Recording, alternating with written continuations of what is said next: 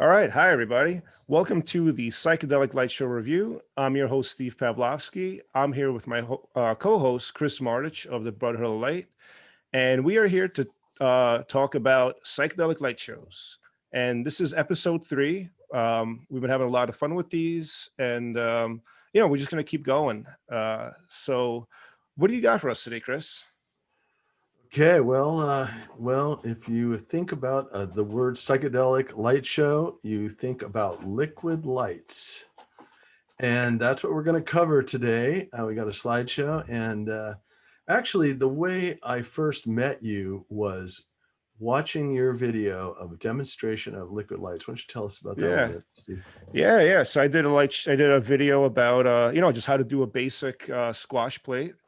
Just basically putting immiscible liquids, oil and water, and squeezing it in between 2 plates of glass. And that's kind of like one of the more memorable things of the great classic psychedelic light shows is the squash plate. And I put that video out and it turned out to actually be pretty popular, and it's got almost 250,000 views on there. So wow. Yeah, actually did well. It went aluminum. Great. Not platinum, not gold. It's aluminum. Okay. Well, okay, let's try it on this show here today. Anyway, shall we go into the slideshow here? Yeah. So you can tell us about Brotherhood of Light, which was the light show that you've worked with for a long time, and you guys had a very distinct and very refined way of doing liquids. So yeah, tell us about it, man. Okay, how are we looking on the screen there? We full size? Pretty good. Get rid of the top bar. Everything's good? Okay, yeah. Good.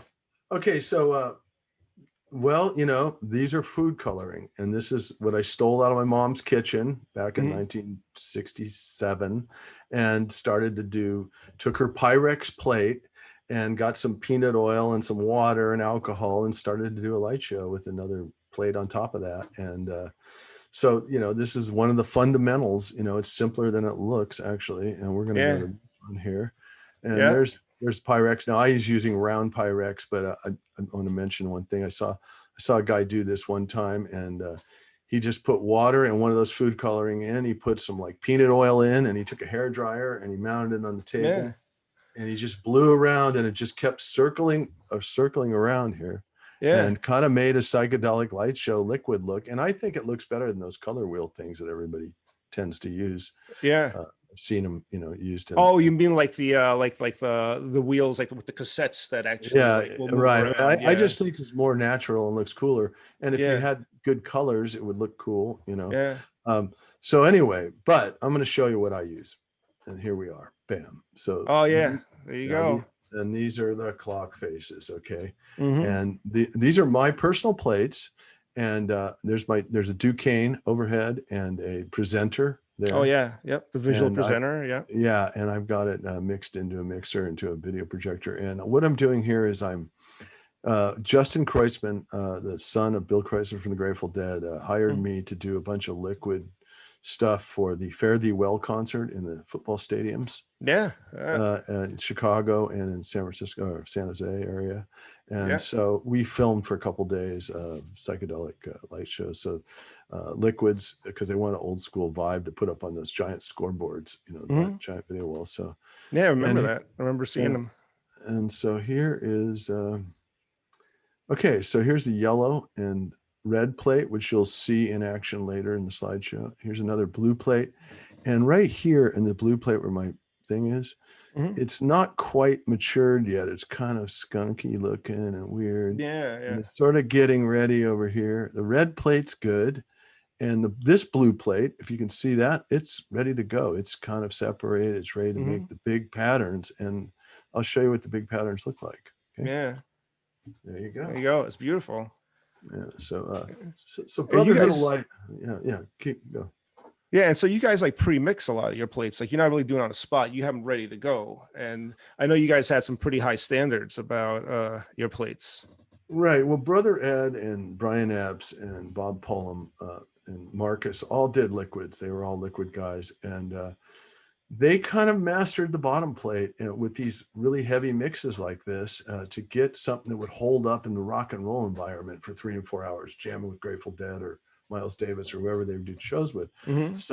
So their plates were, were strong bottom plates, and you can mix stuff on the top, which I could show you right here. I've done. Mm-hmm. And Oh yeah, that's beautiful. so yeah, so you can mix stuff on the top, but the bottom's got to hold up. You got to be able to do that squash plate, that rock and roll, Mm-hmm. get the images going and stuff like that. And so I was taught by those guys, and I was taught their standards of plates. So if somebody, I'm going to show some slides later, somebody goes, well, that's not really that cool you're talking about it that way. Well, I was taught you have to do it a certain way to make it work for rock and roll. Okay. Right. So now I put some a red oil and yellow water in here, and I just kind of sprinkled it in, and it gives me that really cool effect. But then when I pour a bunch of alcohol in, it's the same plate, boom, it looks like that. And that's the same plate. The same and once plate. You put that in, yeah, it changes it entirely. But you can see now, look at the shapes, look how strong it is. There's nothing edgy or skanky about this plate. It's all clean lines and beautiful bubbles. And that's the standard of Ed here. Yeah, there he is. So that's Ed back in like 1985. All right. And as you can see, he's got Lady Trash. She was involved with and Lou is the slide film loop guy. And Pete and I took the company from those two people, and eventually bought Ed's share out when he got too sick. Yeah, and I mean, and Brotherhood of Light, started, we mentioned this in our other episodes, started around maybe like 67, 68, something like that, and was formed from, basically these guys were working with other light shows, and they decided to form their own light show. Absolutely. And we were just discovering on our pre-show that we really think they kind of utilized the liquids and made it more beautiful, and Gary Fisher, who had a light show, that Fisher Bikes. Yeah. He said Brotherhood's the best, including Little Princess 109. Jerry Radcliffe said, yeah, they taught me a lot, So I mean, they were the standard of the killer liquid light show in San Francisco. It seems like the development, by the time Brotherhood of Light got into it, because people did this, the squash plate, as it's called. And then you can watch this in some of the other videos I've done, and it's kind of common knowledge now, but basically you're taking oil and water don't mix. That's the principle of it. And you take you take mineral oil, add some oil dye to it. You take some water, you take something that's a water-based dye. And the other ingredient that really helps a lot is alcohol, isopropyl alcohol. And I know from, just kind of trying to do research, and, and I think we're still, who actually was the first person to do that? And I know that there were different iterations of people, squeezing liquids in between two plates of glass, right? Because you put the liquids in, and, you squeeze it, and then it makes it move, but it creates an illusion that it's kind of moving on its own, right? But people had different ways of doing it, but it's possible that, Brotherhood of Light really did, push that to another level and refine it, I think. Because even though people did it, it wasn't really quite the way that you guys did it, that I think you're going to tell us more about. Well, they also had really good projectors, were old school stuff that was all glass lenses instead of plastic lenses, Fresnels, and that made a difference too. We're going to go into those projectors right now. Yeah, so here they are. This is towards the end of Ed's career. This is Ed's nephew here. That's Whitney with the Nixon mask on, and that's Pete Rabinowitz, my old partner, or my partner still, who's doing the liquid, and then there's Ed right there. You can see Ed. Yeah. And there's Lady Trash bent over and with the mini skirt on, and she's flirting with some dudes. And we got the fans here. The fans built into those machines because they're hot rodded. Yeah. And you got to cool them and down. Then we got the metal bar system that they built so they could, operate without having a bar in front of them, which was really cool. And they got the big plates. And so now I'm going to show a modern guy doing the same thing with an Elmo. There he is.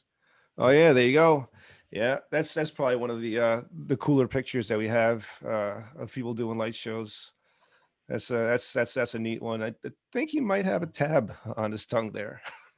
He's got something on his Get tongue. something on his tongue. Yeah. Yeah. Yeah, I can see that their liquids are good from this picture. You know, Yeah. they're not sticky. You can tell they're bubbled. They're good colors. Yeah. Okay, so now I'm going to go to Pete Rabinowitz and myself. This is probably 99. We've got the Elmos. Uh-huh. And the Elmo projectors, and they're metal halide. They're 3,600 lumens, and we're in a little tent on stage right next to Greg Almond, and we would make this tent out of it was made out of wood and duvetine, and we would just look like a big speaker box over in the corner of the stage. Right. And so why'd you, I mean, why'd you guys have to do that? Why'd you guys have to build a box around you? I mean, you know, if you're like in the Beacon, which we played 10, 15 shows in a row, they don't even, you know, they sell every seat. You can't set up front of house. Right. You know, and so, you know, at the big amphitheaters, they're just 150 feet away, the front of house. So you need, you know, so we were doing old school, and that's what the others wanted. So we just set up on the side of the stage. We shot behind Greg's Leslie and behind the drums onto the white drop that we had in the back. Right. Screen. So it's also so the purpose of that was to kind of like, you know, conceal you guys, but there was also you know, a functional element, because you would have light, you know, shooting out from the projector itself, not just where the lens is aiming, you know, and that could be kind of distracting. Well, yeah, the lighting guy would go, "Oh, what's that big bright thing?" You know, or like I said earlier, the last show, the color wheels flopping around with reflecting light back in the audience wouldn't look right either. So we kind of would that create any? Were you guys like you guys were off to the side a bit, right? So would that create a little bit of keystoning? Well, you know, liquids are metamorphic, so it didn't really matter. I mean, you know, there was kind of like, it was brighter on one side than the other because we were a little bit closer to the screen. Right. But I don't it's abstract. Yeah, I mean, it's abstract stuff to begin with. So and then I had like video projectors or slide projectors mounted in the truss that were hitting the screen. That were like symmetrical and stuff, and maybe had told more of a picture. So we had kind of that element going, and the liquids were kind of you know, the liquids sort of are always sort of like the bass line or the rhythm guitar line of the music. Yeah, I've kind of used that analogy too. It's sort of like the lead guitar almost. Like, well, well, I guess it depends actually. I mean, when you're doing a lead, you do a lead. Liquid, you do a lead, But Pete's just jamming, and I'm doing the other stuff. The hard image stuff. It's, you know, I might be more drums. You know what I mean? Right. Oriented, and he might, or you know, there's a layer of slides in the back and then I might be doing a lead also with 3 animation projectors in the center or something. Anyway, let's move on to the next liquid, because the liquid show.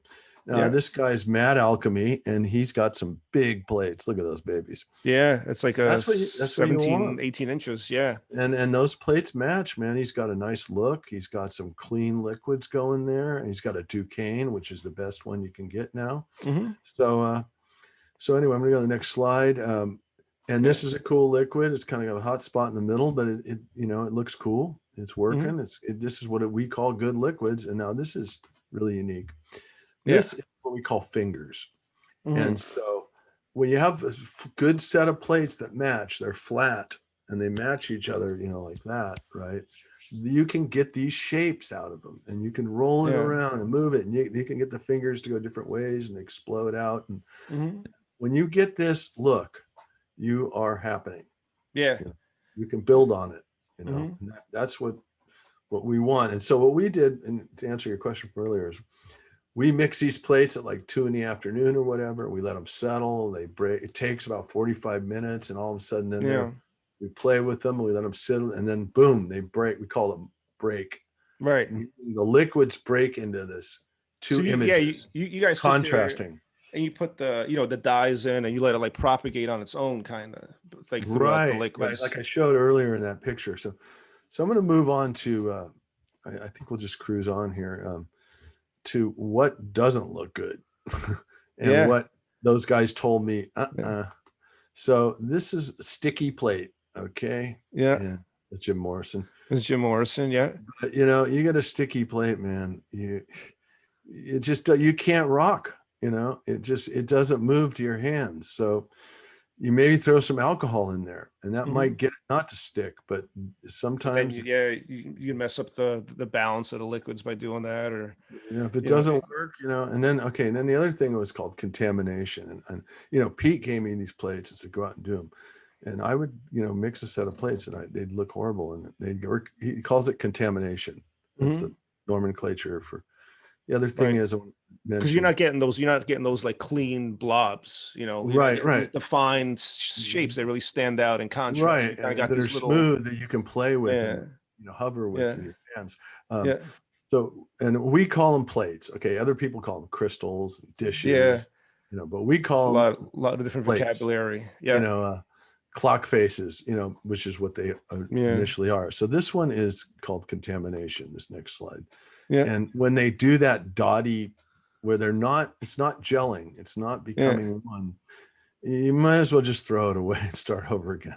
At yeah. least that's what I was taught. And it's not gonna happen. Right. Uh, And it's not now, meant to be just disparaging or anything like that, but it happens. I mean, it happens to everybody's plates after a while. I mean, it's a it's an unpredictable thing in many ways. I mean, you well, can control it, but sometimes the liquids kind of, I mean, it'll, yeah, it's you kind of like really got to fine tune it. And so, what happens, and I believe, we used to bring Dawn, and we would wash our plates with Dawn, and it's a oh yeah, degreaser, and yeah, so then you put them in and you put paper in between them and stuff. But if you don't wash them good, you got leftover stuff from the last show, yes, and it's oh sitting there. yeah, And then you try to mix a plate with it, yeah. that's contamination. See, I it's actually try not to. I found that Windex is good.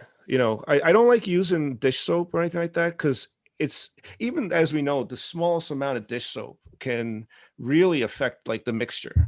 It's powerful stuff. So, and I find that it will leave like a residue. I found that using Windex, which has like ammonia in it, which is basically what you want. That's really good for cleaning glass, and it comes off easily. It doesn't leave a residue. well, the Dawn, Dawn, you got to you rinse gotta the hell rinse out of it with them. hot Yeah, water.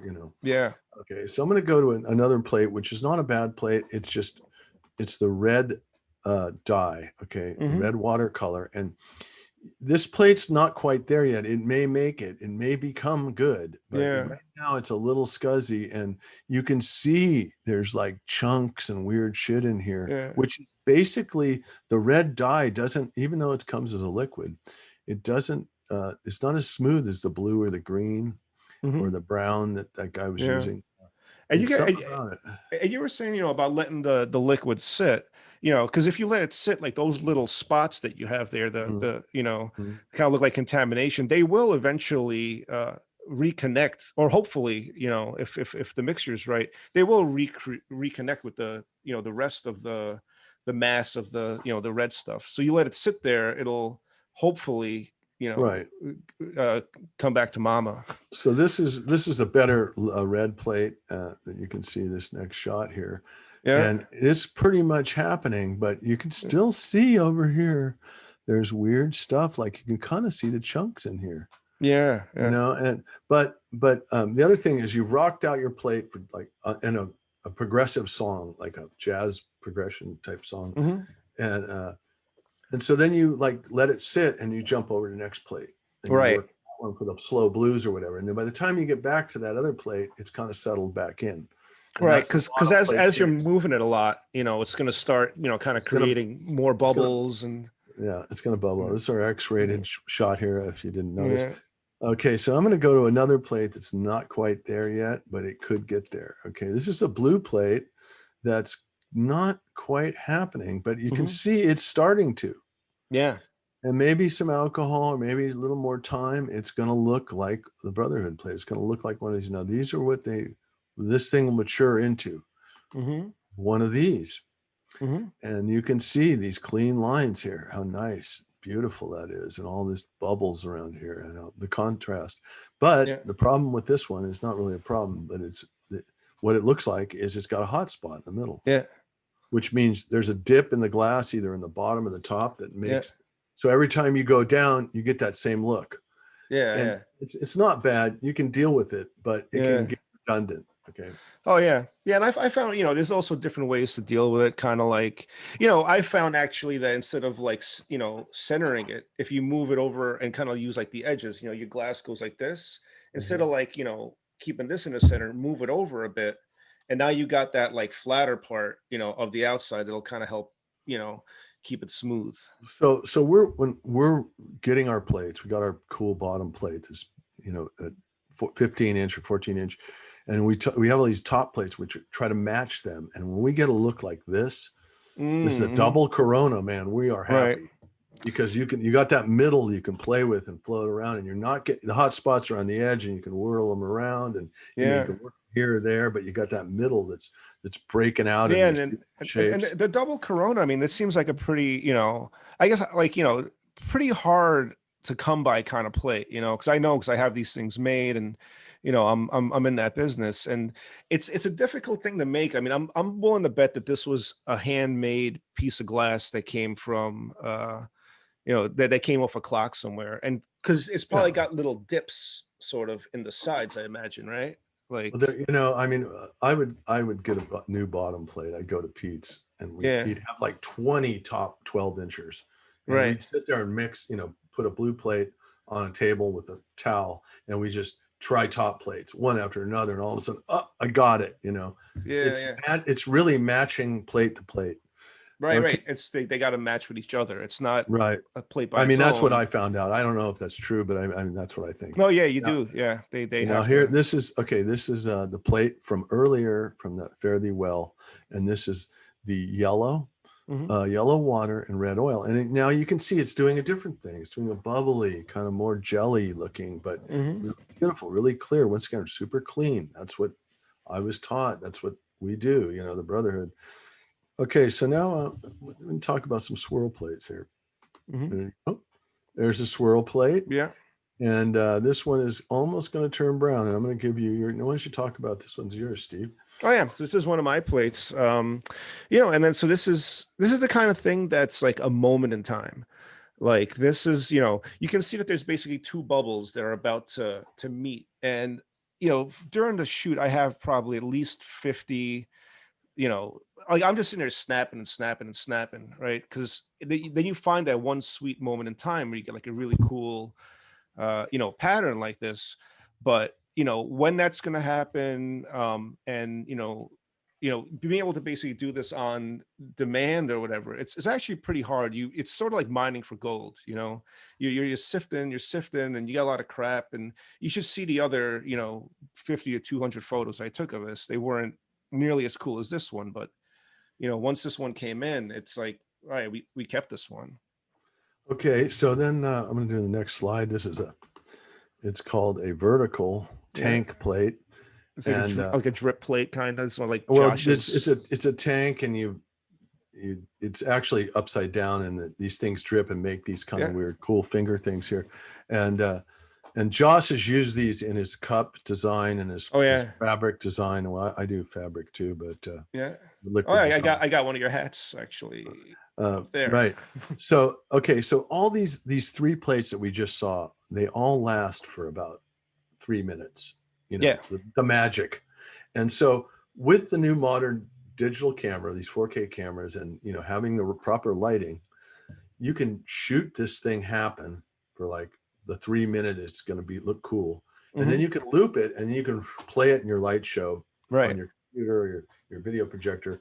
And so with the new modern technology, we can take these momentary things and turn them into actual light show Right. pieces that work with music. Yeah. Yeah, Okay, and so I think you can get, in many ways get more control that way because kind of if you let the stuff do it on its own, like certain things like a squash plate, right? That you can clearly play to the rhythm and play it to the beat, and you have a good control over getting into the pocket. But if you got like swirlers or drips or something like that, it's kind of doing its own thing. But I find that if you isolate that and you put it on some kind of like a loop or something, you can actually then play that rhythmically, which is pretty tough to do in a purely analog situation. It's got a mind of its own, or they mix into each other real quick or something, and the whole thing's blown out. But yeah, you can by putting this into like VJ software or something, you can actually get a lot more control over it than you would in a pure analog situation. Okay, I'm going to go to a next slide is Glenn Mckay. Mm-hmm. And he's got some handmade slides, and he's got a liquid in the middle in a circular crop. So he did a show with Dennis Keefe, and it was in a gallery, and he did on a white wall. He had 2 overheads, and he had a bunch of plates and all kinds of dyes and colors. And he did these swirl drip plate things. He just showed. And he had this music that was just a piano. There was no drums or bass or anything, and it was just like ding, ding, ding, ding, ding, and he just dropped liquids in and swirled them around, and then as soon as it kind of started turning brown, he just faded into the next projector, and then Dennis would grab the plate and wash it. And he just did this for about 45. It was just beautiful. It was amazing. Reed was at that show, and it was great. But it's not going to happen in a rock and roll environment, and unless you're like with Pink Floyd, that's going to jam a weird song for half an hour. Then it'll work there, but then you also have like asymmetrical rhythms, or you have stuff that's kind of free floating. So, but by the way, so what if we can maybe analyze this thing right here, he's got like one, seems as he's got 7 projectors, I guess, right? He's got 1 in the center, and he's got 3. Yeah, he's got 3 on each side going around. 3 slides, and they're circular, and they're handmade slides. He's got a center with the overhead. And it looks to me, I can't tell what his bottom plate's doing, but he definitely has I think his bottom plate is this yellow. This is probably clear oil and blue water, very light blue water. And then he's got a big piece of red oil on top. And then there's the bubbles from the yellow down below. Yeah. See, so that's what he's got. So the ones on the sides, those are slides, or those are over? Yeah, those are slides. Those are painted hand painted slides. Oh, he made this collage and did this portrait. Yeah. Okay, so now let's go to heavy water. They've got that mask that we talked about. Yeah, episode 1. This stuff's a mask right here, all these little lines. And then this is open for the liquids. And they just bubble up their plates and kind of let them sit. And then they design slides around them, like on that Santana album cover. Yeah. So I don't think they really rock they only had like 1 overhead in their setup. Interesting. So I mean, I looked at them, and so I think they just use a liquid as kind of a design, Right. I don't think they beat it around that much. Yeah. Like the Brotherhood would do. And here we go to a cool plate. And, he's got it's a brown plate, which I've never done. And he's got red water and a blue oil. And he's probably put some alcohol to make the oil come together. Yeah, and the alcohol, for folks, looking to experiment or just kind of get an understanding of how, what its purpose is, it really kind of creates the bubbles, I guess. The more, like, if you put too much alcohol in there, you're going to get a lot of like little tiny bubbles. But on the bottom, if you have just oil, like mineral oil and water, it's cool, but it's going to get kind of like sticky, or it's not going to get its defined bubbly shapes. When you add that alcohol in there, and the alcohol that mixes with the water, it changes like the surface tension and the quality of the water, which kind of allows that mineral oil to get more of a curved, shape, instead of just kind of sticking to the plate or something like that. We don't even use it on our bottoms. Sorry. No, you don't use. Not using. You guys don't use alcohol. Not on the bottom. Wow. Only on those dual color plates. Oh, it's sticky, like that red yellow one. But we'll use, it's just pure, man. And look at that, folks. We're learning some secrets here. and Bill and Pete would build them strong, so they held up all night long. Because we're playing with Almond Brothers 3 hours, and he's doing liquids for like 2 hours, and in between when we're not doing them.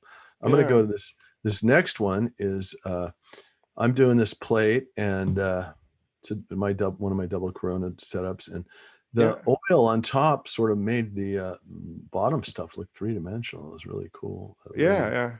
Thick red oil that we dyed. Yeah. Okay, I'm going to go right on to the Almond Brothers. So here's Warren Haynes. He's going up.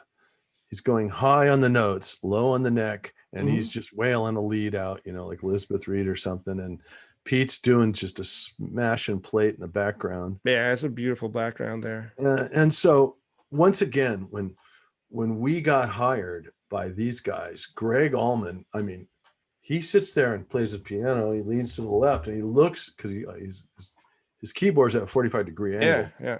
And he's looking at our screen, you know, and he knows what's going on. He was at the Fillmore, you know, he knows what a light show should look like and what liquid should look like. And so does Robert Plant, and so do all these other guys that were there. So when they hired us, you know, we had it down because we were doing what these guys told us. So, you know, and we learned on our own. So we showed up, you know, we were like, you know, like Red Dog walks in on our rehearsal, on our tryout in the dressing room, and he goes, "That's Fillmore East right there, man." So and Red Dog was one of the roadies, right? Yeah, he was on the album cover of Fillmore East on the back, and so drum tech guy, and so he, you know, that's what it took to get the job. You know, it didn't. We just weren't like a dry show with a bunch of cutouts and stuff. We were like a liquid light show, and that's what they wanted. You know, and then the other stuff comes along, you know, the slides and stuff. So I'm going to just jam through some stuff here really quick. This is the Almond Brothers playing Dreams at Mountain Jam. And you can see Greg's keyboard, how it's at an angle. Right. So he can look over. He just kind of looks to the left, you know, he's almost looking there now, you know. And whenever, you know, the guitar players are wailing, he just kind of kicks back and looks at the light show, you know. So, and then, okay, this is Dwayne Betts and Devin Allman. I'm using some liquids that I recorded and mixing it on my digital mix. And then this one, I'm real proud of. This next one is Fare Thee Well concert. On the break, they did Portraits of the Dead, and Justin mixed my light show in. And that's Jerry Garcia right back there. Yeah. I remember seeing that. I was live streaming, and I'm like, oh, there's some liquids over there, man. Yeah, right. And you did that with one of their live albums. I saw your stuff in a movie theater. Oh yeah. Actually, there was a it was the Cornell. I think it was 77. So they made a mini documentary. And then they used some of my liquids as part of this mini doc, which was pretty cool. It was like the 40th anniversary of the Grateful Dead movie, and so they played it in theaters on 420. And I went to Hawaii. Yeah, and then what preceded the movie was, you know, that mini doc, which is the Cornell 77 one, and you can see it online. And it was pretty cool. I think I might have called you up after that. Yeah. Okay, so anyway, here's another one. This is cool. Pete's doing this is a nice one. He's got the V4 going, and I'm keying some digital stuff in there. He's got this, you know, mirroring going. So now we can do mirroring. You know? And the V4, for, you know, folks who knows, it's a classic. It's a video mixer, and it's a very performance centered video mixer. You know, a lot of times the video mixers are made for like broadcast TV or something like that, but this is a video mixer designed as to be used as a performance tool for VJs. Okay, I'm gonna rip and one of the effects, but I really like that one. Yeah, this is another good one too. Yeah, well, that was done in Photoshop. Oh, okay. But a friend of mine did that, but who took some pictures, but just kind of cool. That's the clean liquids again. Now here's one of my favorite Josh shots. Joshua White.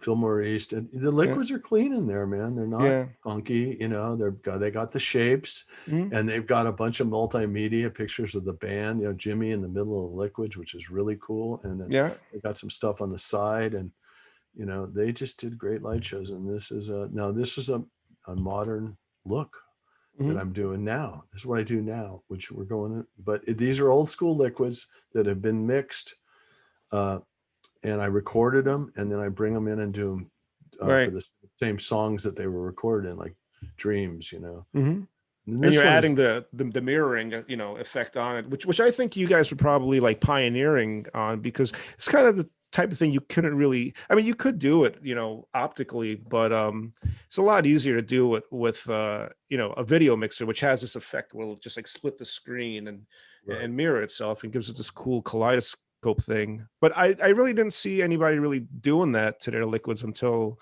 you know, you guys started working, and you know, and we're able to start incorporating VJ tools and those kind of video mixers. This one is really it's this background liquid here is one video, and this front is another, and I'm keying them and mixing them live. Right. So I'm Yeah. taking 2 good liquids that Pete did during Dreams and then Mhm. bringing them in, and they're doing Dreams and they're mixing it, or they're doing Elizabeth Reed or something. So, you know, it's pretty psychedelic. Now this is really cool. I think this is shows when, you know, the guy like me who's doing hard images and the liquid guy, and we're kind of jamming together and we're just Yeah. getting this, you know, just psychedelic look, you know.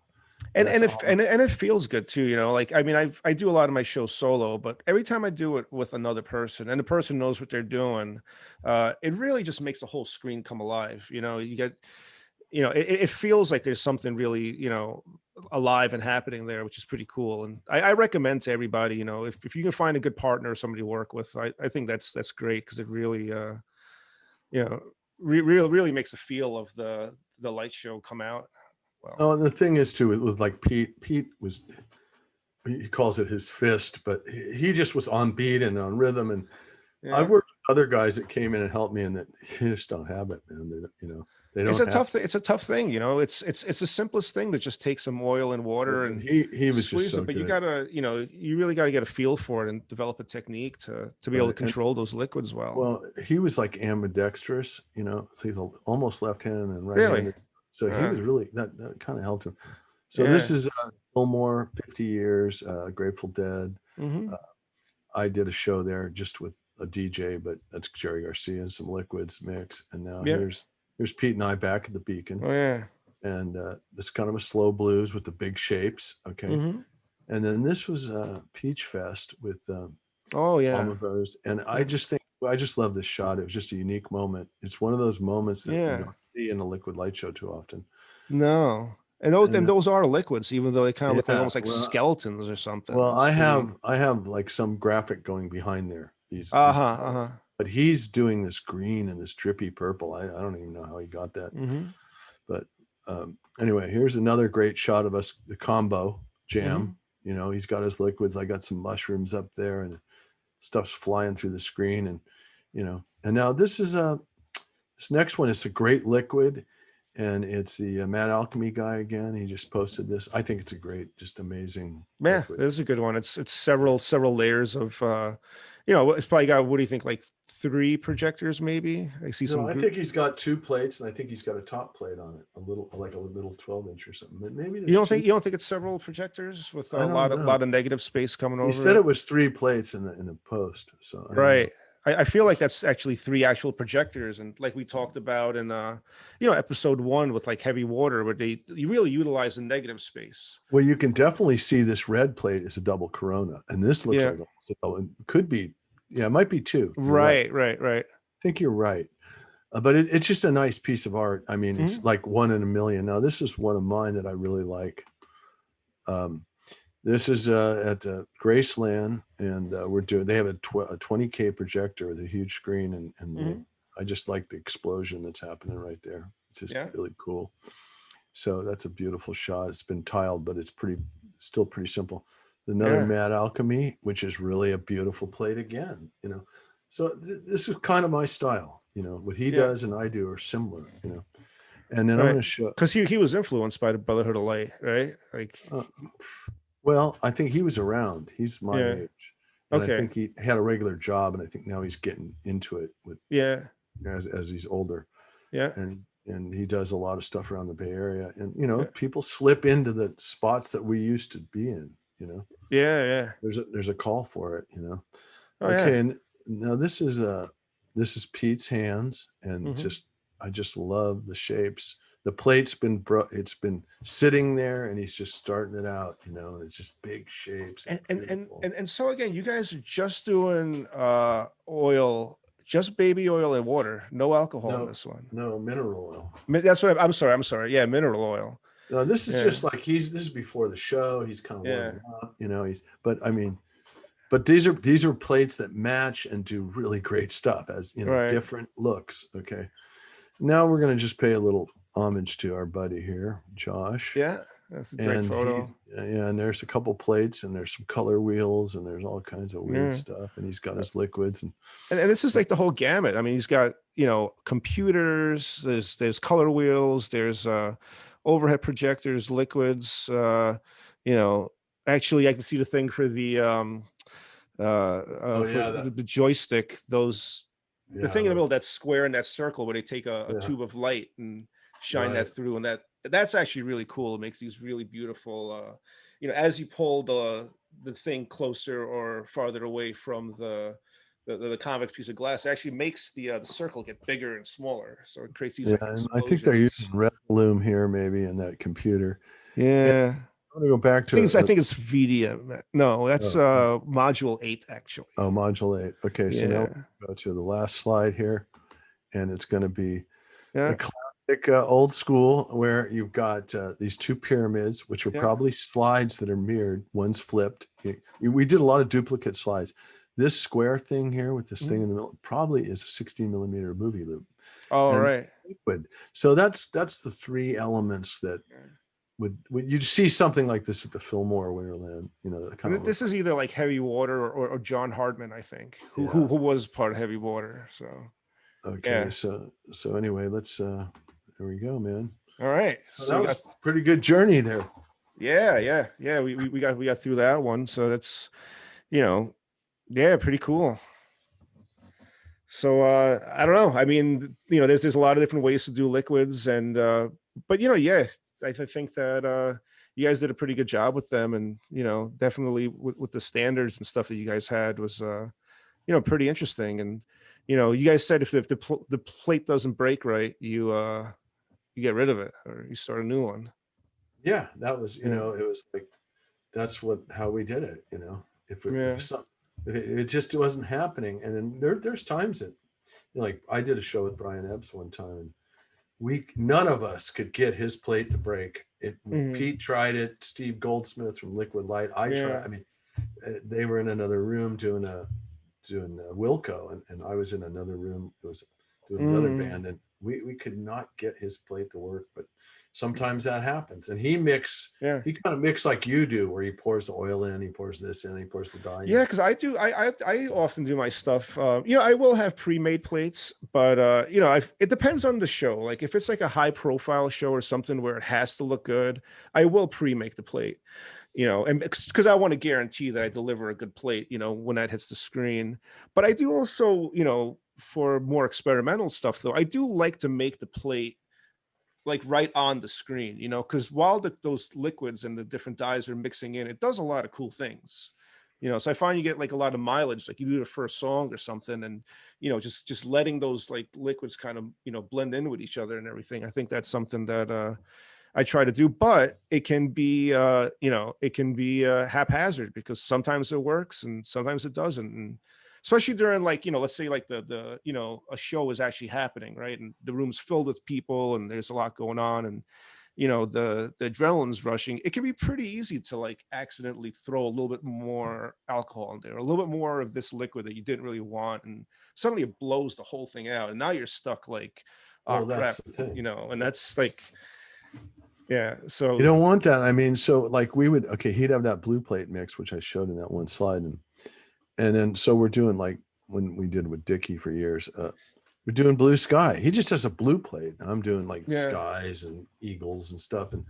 And that's our opening song, and then, I might do something hard image with mushrooms or something to kind of follow the theme of an R&B song. And then they're going to go into some instrumental jam. And then he starts adding top plate colors. And right. then and that's kind of our progression, how Mhm. we do it. But we can't, when you're working and there's like, $50 tickets and 3,000, 4,000, 5,000, 10,000 people, you Yeah, can't afford you to can't fuck take up. those chances. Yeah, No, no. yeah, no. So yeah, that's what I'm saying. Like high profile stuff, definitely make sure you deliver a good thing. But if it's something like looser, it's fun to do it the other way as well, and take a chance.